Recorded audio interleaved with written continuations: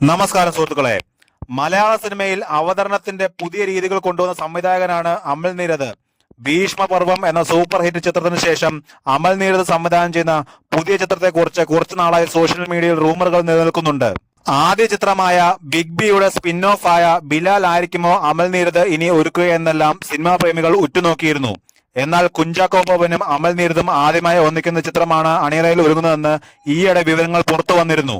ഇതിനു പിന്നാലെയാണ് കഴിഞ്ഞ ദിവസം കുഞ്ചാക്കോ ബോബൻ, ഫഹദ് ഫാസിൽ, ജ്യോതിർമയി, ഷറഫുദ്ദീൻ തുടങ്ങിയവരുടെ ചിത്രത്തിന്റെ സ്റ്റിൽ അണിയറ പ്രവർത്തകർ പുറത്തുവിട്ടത്. ഗംഭീരമായ സ്വീകരണമായിരുന്നു സ്റ്റില്ലുകൾക്ക് സോഷ്യൽ മീഡിയയിൽ ലഭിച്ചത്.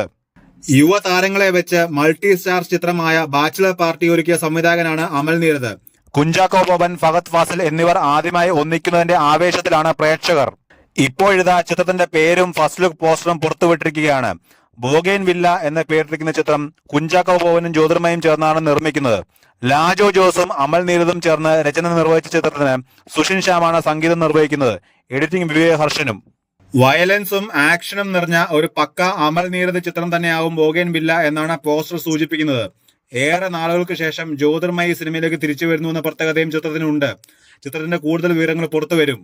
പൃഥ്വിരാജ് സുകുമാരനും ബേസിൽ ജോസഫും പ്രധാന വേഷങ്ങളിലെത്തിയ ഗുരുവായൂർ അമ്പലനടയിൽ 90 കോടി ക്ലബിൽ പൃഥ്വിരാജ് ഫേസ്ബുക്കിലൂടെയാണ് ചിത്രത്തിന്റെ ആഗോള കളക്ഷൻ പുറത്തുവിട്ടത്.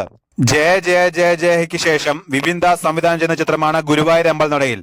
അനശ്വര രാജൻ, നിഖില വിമൽ, ജഗദീഷ്, ബൈജു, ഇർഷാദ്, പി കുഞ്ഞികൃഷ്ണൻ തുടങ്ങിയവരും ചിത്രത്തിലുണ്ട്. പൃഥ്വിരാജ് പ്രൊഡക്ഷൻസും E4 എന്റർടൈൻമെന്റും ചേർന്നാണ് ചിത്രം പ്രേക്ഷകരിലേക്ക് എത്തിച്ചിരിക്കുന്നത്.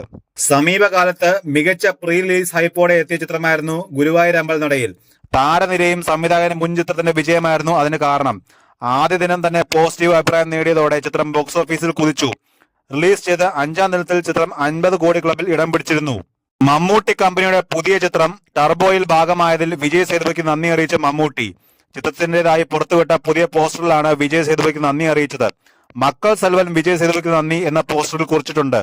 ചിത്രത്തിലെ വിജയ് സേതുപതി സാന്നിധ്യം ഇതുവരെ സർപ്രൈസായി വെച്ചിരിക്കുകയായിരുന്നു അണിയറ പ്രവർത്തകർ. മമ്മൂട്ടി നായകനായി എത്തിയ മാസ് ആക്ഷൻ കോമഡി ചിത്രം ടർബോ 3ാം വാരത്തിലും മികച്ച പ്രേക്ഷക പിന്തുണയോടെ പ്രദർശനം തുടരുകയാണ്. 200-ലധികം തിയേറ്ററുകളാണ് 3ാം വാരത്തിൽ ചിത്രം പ്രദർശനം തുടരുന്നത്. മമ്മൂട്ടി കമ്പനിയുടെ ബാനറിൽ വൈശാഖാണ് ചിത്രം സംവിധാനം ചെയ്തിരിക്കുന്നത്. മിഥുൻ മാനുവൽ തോമസിന്റെ ആണ് തിരക്കഥ.